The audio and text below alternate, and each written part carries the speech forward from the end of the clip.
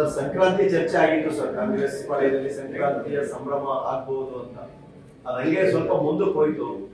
ಏನ್ ಸರ್ ಇವಾಗ ಯಾವ ವಿಚಾರವಾಗಿ? ಪವರ್ ಶೇರಿಂಗ್ ವಿಚಾರದಲ್ಲಿ ನೋಡಿ, ಪಕ್ಷ ಆಲ್ರೆಡಿ ಹೇಳಿದೆ ತಾಳ್ಮೆಯಿಂದ ಇರಿ ಅಂತೇಳಿ.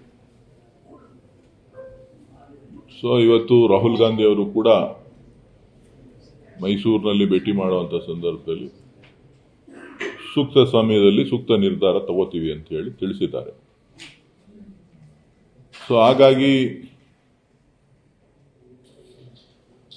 ಡಿ ಕೆ ಶಿವಕುಮಾರ್ ಅವರು ಮೊದಲಿಂದನೂ ಕೂಡ ಪಕ್ಷದ ಶಿಸ್ತಿನ ಸಿಪಾಯಿ.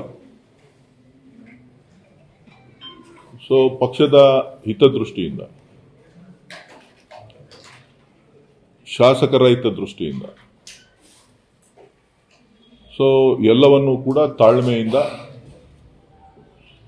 ಎಲ್ಲ 140 ಶಾಸಕರನ್ನು ಒಟ್ಟಾಗಿ ತೆಗೆದುಕೊಂಡು ಹೋಗಬೇಕು ಅನ್ನೋ ಗುರಿಯನ್ನ ಇಟ್ಕೊಂಡು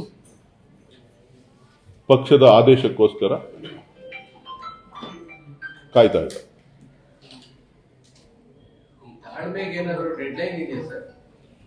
ನೋಡ್ರಿ,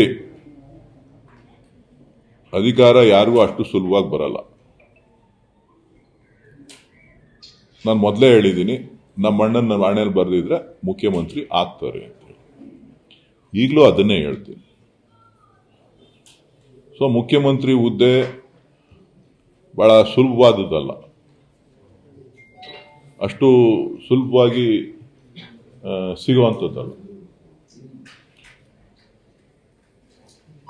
ಯಾರ್ಯಾರು